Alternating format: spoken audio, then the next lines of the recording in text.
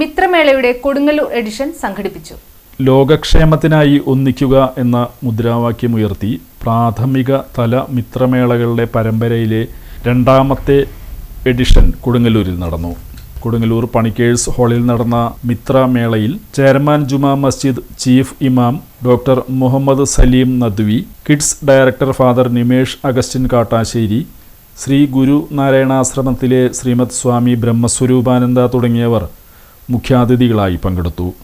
മിത്രമേള coordination committee ഭാരവാഹികളായ NB Sini, advocate PS Sujith, ES Rajesh, Shinod, Pradeep Kottukkal, president KR Baiju, general secretary P Rameshan, honorary president Priya Jins, treasurer EK Jins തുടങ്ങിയവർ സംബന്ധിച്ചു. ആ മനുഷ്യൻ എത്ര സുന്ദരമായ പദം! എങ്ങനെയാണ് വർണ്ണിക്കേണ്ടത്, വിശദീകരിക്കേണ്ടത്, പറയേണ്ടത് എന്നെനിക്കറിയില്ല.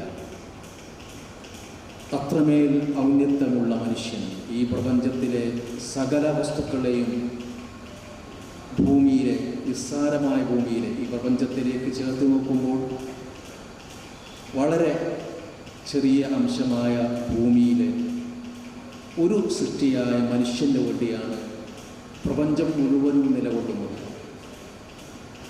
പ്രപഞ്ചം മുഴുക്കെ നിലകൊള്ളുന്ന, മനുഷ്യന് വേണ്ടി സേവനം നടത്തുന്ന, മനുഷ്യനെ ലക്ഷ്യമാക്കിയുള്ള പ്രപഞ്ചത്തിൻ്റെ കേന്ദ്ര ബിന്ദുവായ മനുഷ്യൻ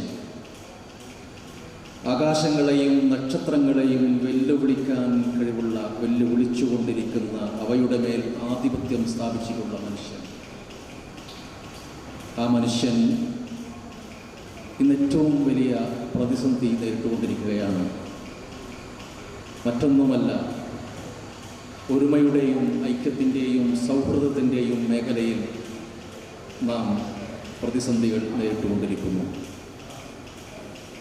നാമായിട്ടുണ്ടാക്കിയ പ്രശ്നം തന്നെയാണ്. അത് പുറമേ നിന്ന് ഇറക്കുമതി ചെയ്തതല്ല, നമ്മുടെ കരങ്ങൾ പ്രവർത്തിച്ചത് മൂലം ഉണ്ടായിട്ടുള്ള പ്രതിസന്ധി ഇവിടെ ഈ സന്ദർഭത്തിൽ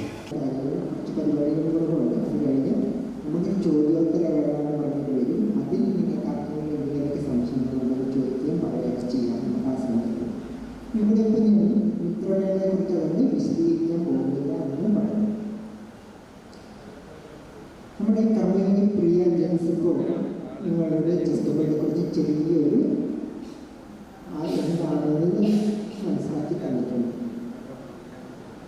ഞാനിന്ന് പറയട്ടെ, നമ്മൾ ഈ ലോകത്തിൽ നടന്നുകൊണ്ടിരിക്കുന്ന കാര്യങ്ങളെല്ലാം തന്നെ കാലമാണ് തീരുമാനിക്കുന്നത്.